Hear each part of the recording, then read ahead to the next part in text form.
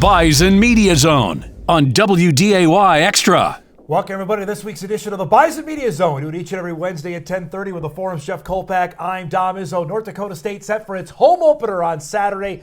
First-time opponent coming to the Dome, Southeast Missouri State out of the Ohio Valley Big South Conference Association. Second straight week, the Bison playing a school out of the Ohio Valley, Tennessee State, obviously last week. Much more on SEMO in just a few minutes, but feels like it's been a long time since the Bison have played a game inside the Dome. Jeffrey, it's been 9 months since the game with South Dakota State that sent them to Frisco. You know, if I was thinking clearly, Dom, I would have worn an all-white suit.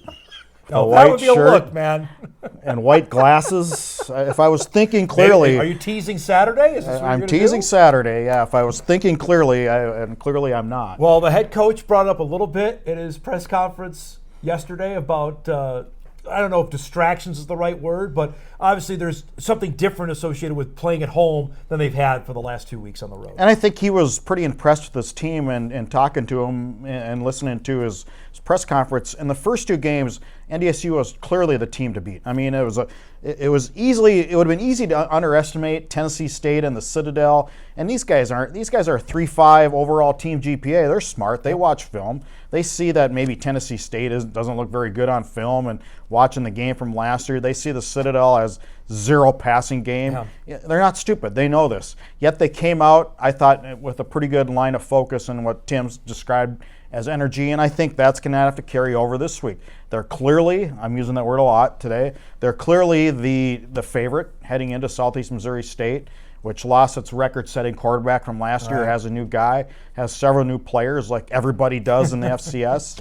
So, and he said you got to avoid distractions this week, and that is, okay, I need tickets. Who needs tickets? These tickets. And tickets. Between that and obviously there's chat on the uniforms, which again Yep. you could drive you crazy on that, but that's part of it. And the banner part going up, which is another part of this. And he said this team has nothing to do with the team that won that, but that all goes into what's to come on Saturday, which will be exciting, I think, for fans. And we'll get to that in a minute about who's coming to the game.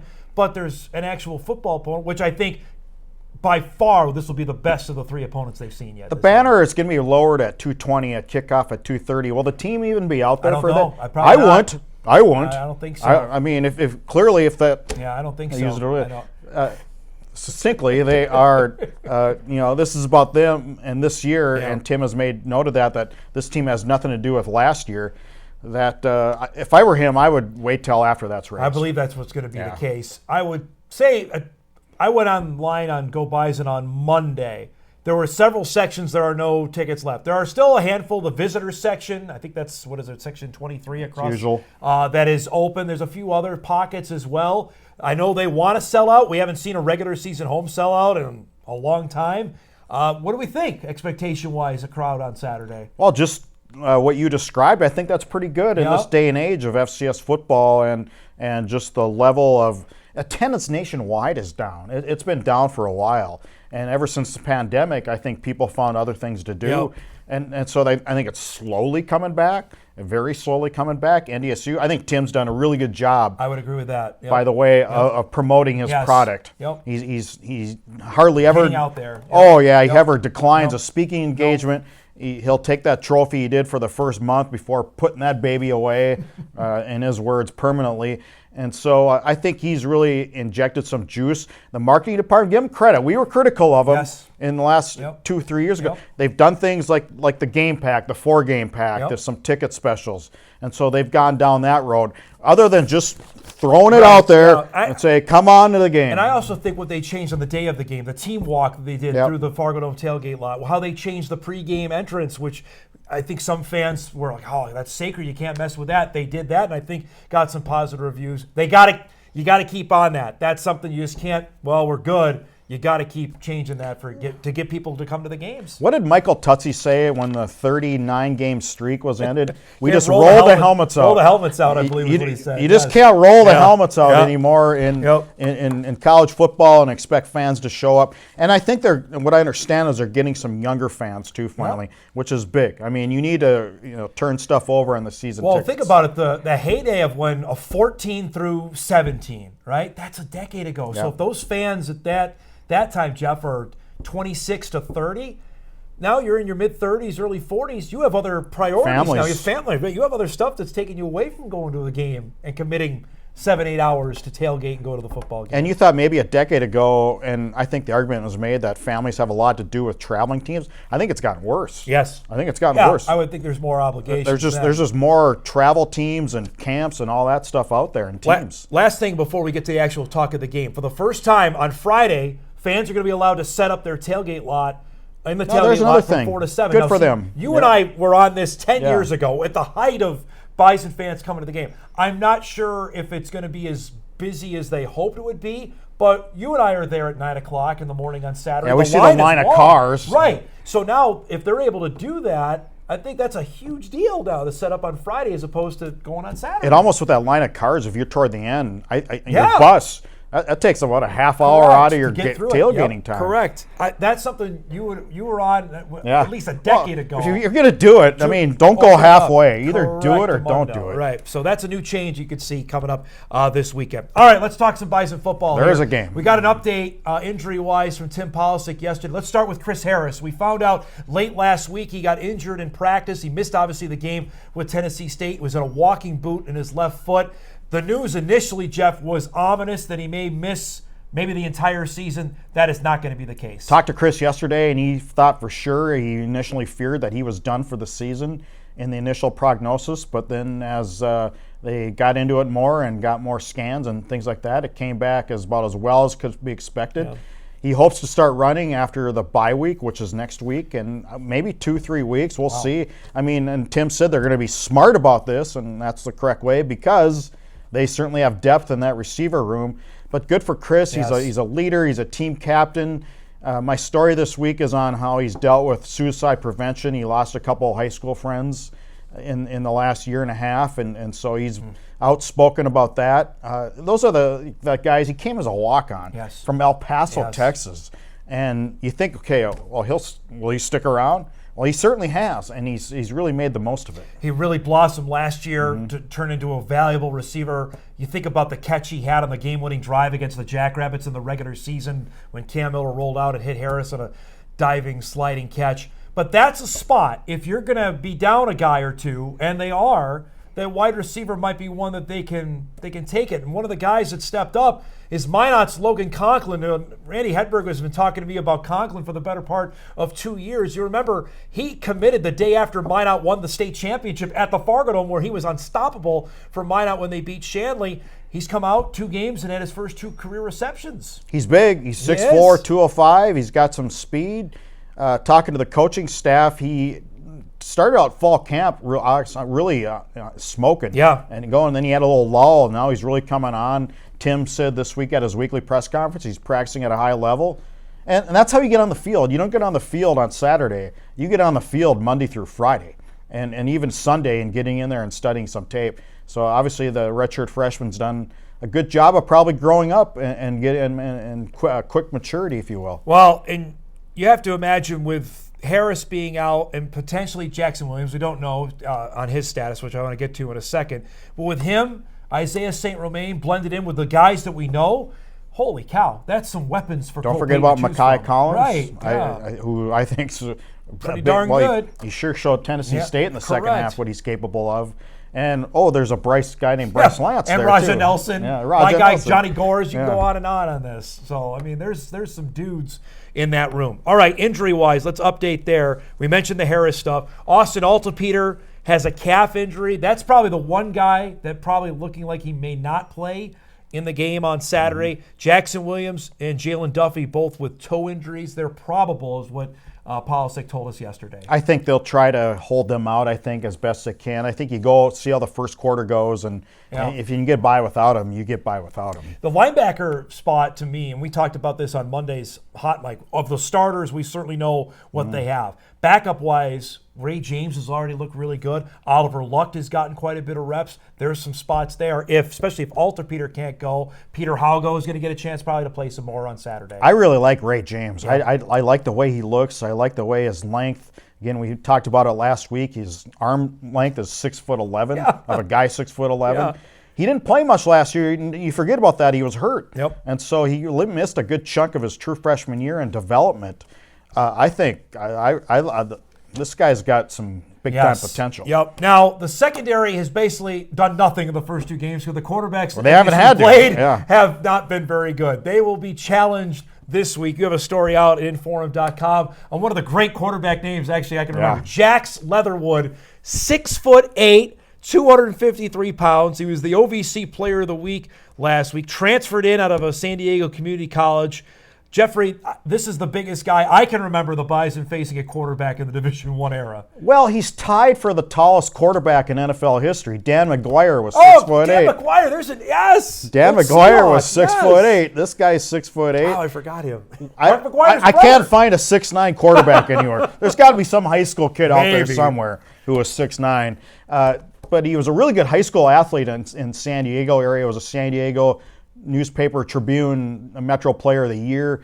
Led his team to state qualifying appearances in volleyball, in basketball, and football. He missed his entire senior year because of an injury, and I think that led him to maybe under-recruited. Started at Nevada, redshirted, didn't play. Went to Mesa College in San Diego, and that's where the Red Hawks discovered him. They don't get many California players, and your head coach, your favorite guy, you're going to like him tomorrow. He goes, we don't really go for I only like red wine from California.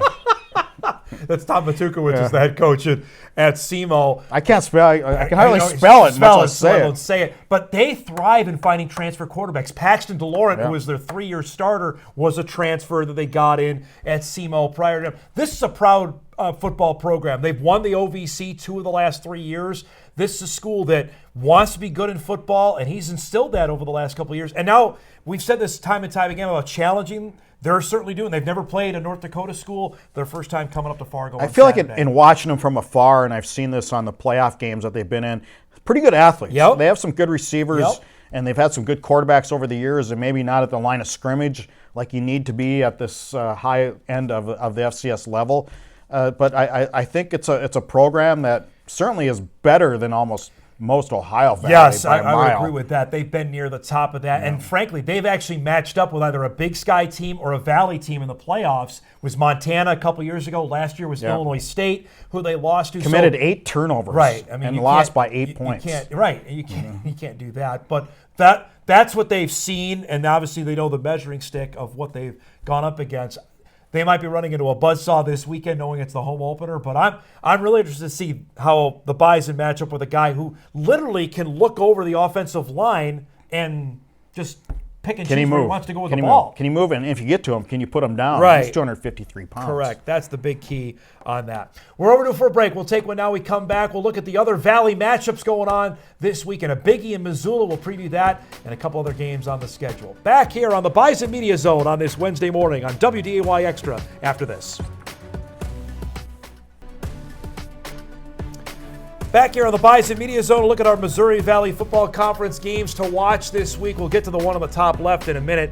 I was lamenting on Hot Mic earlier today. That one on the top right, 10 years ago, we would have been all over that, right? Heavyweights. Eastern Washington at Northern Iowa, and it's just not the case anymore. I wonder if you look at the directional schools part of it and the funding element that we've heard a lot about at Eastern Washington and some whispers at Northern Iowa, if that's had something to do. Well, Northern Iowa has a new head coach, so let's see if Todd Stepsis can resurrect that program. Drake at South Dakota State. The Jackrabbits did what they needed to do against Sacramento State, got a monster win at Montana State. They have two relatively, I'll say, cupcake games in the next 2 weeks before Valley play starts, but the Jacks have been awfully impressive to start 2025. Solid start after losing so many players, and credit the coaching staff for getting those guys together because that's a lot of new to put together, and those are two solid performances that they've had to start the season. We have jersey controversy in Vermilion, not in Fargo. You love this. So our friend Jay Elson from Midco reported yesterday that South Dakota asked Northern Colorado if they could wear their white jerseys on Saturday. As per NCAA rules. Correct. You have to do that because it's a whiteout in Vermilion. Northern Colorado said no. Northern Colorado said no. So USD will wear its red jerseys on Whiteout for a Whiteout game at the Dakota Dome on Saturday. Northern Colorado hasn't been relevant in 30 years in football. Almost last week, though. It took Colorado State down to the wire and frankly should have won that game. They were a 34-point dog, lost 21-17, score with 8 seconds left. They got hosed actually out of bad and then the call, review overturned it, if I'm not mistaken. Honestly, come on. What are we doing here? You gotta be that way. So look out. I mean, and frankly, USD's got other issues than what they're wearing. After losing to Lamar, they got stuff they got to figure out here before Valley play starts. They had a lot of revamping, I think more than most people thought on the line of scrimmage. I mean, they lost some dudes on defense and the offensive line. Gary Bryant III, their leading linebacker, transferred to Syracuse. That's a tough deal there. All right, let's get the game of the weekend is in Missoula. UND and Montana. Oh, is it a prove-it game for UND? How they played against K-State was above what anybody thought. They did what they needed to do against Portland State. Now facing... You got to go to Washington Grizzly Stadium, which it's almost impossible for teams to win there. What do we think of Montana, though? Struggled a little bit against Division II Central Washington. It was, 24-point game at halftime? 21-17 game at halftime, yep. That's not exactly opening the season with a statement and a bang. I think Montana's had trouble at quarterback in recent years. They just haven't found that guy. They've tried the portal here and there. They've gotten these reputable guys, and McDowell was they've been okay at best. They just haven't found that dude they're looking for. And Missoula, of all places, which pretty good recruiting ground. UND could really, really make themselves a top 5 team. Oh, right, absolutely. If they're able to go in and do that, and I look at, I think they have a good chance at it too. I honestly, really do. The way that they have played has certainly exceeded my expectations. I think a lot of people. It feels like almost a toss-up game to me. Right now, the bettors have it at 3.5 points for UND, plus 3.5 on that game. So not a toss-up, but in Missoula of all places, that's pretty impressive. And remember what happened last year. UND was down 24-7 at halftime in Grand Forks. They scored 20 unanswered and won that game. And that was the demise of Montana, basically of its season. It really was. I mean, they rebounded and ended up making the playoffs, but it was not what the year they were hoping for. What happened after that? That to me, if UND goes and wins that game, I would think you have to totally reorder how the Valley looks, because you have the Bison, certainly the Jackrabbits, and then it's probably UND at that point. And then you look at the leagues as a whole. I mean, I think Missouri Valley is setting itself up for multiple playoff entrants. Well, right now, the top, and take the poll 7 ranked right now. Take the poll for what it's worth, but there are 7 teams ranked. And everybo's gotten a vote except Murray State. Right, correct. And that's when you look at the bottom of the Big Sky as opposed to the bottom of the Valley is night and day, because there's some bad football teams. Northern Colorado might be in there, along with Portland State in there as bad football teams. Yeah, right now, I know it's early and everything, but I feel like the FCS playoffs, as we sit here in September 10th, whatever it is, that it's going to end up being the Missouri Valley Invitational. Unless they beat each other up bad. And that's the product of what happened with the portal. It really is, because the teams and it could happen where we saw it last year, the teams kind of eat each other up as the season went along. They feasted on each other, that everybody had lost to each other by the time the year was done. Yep.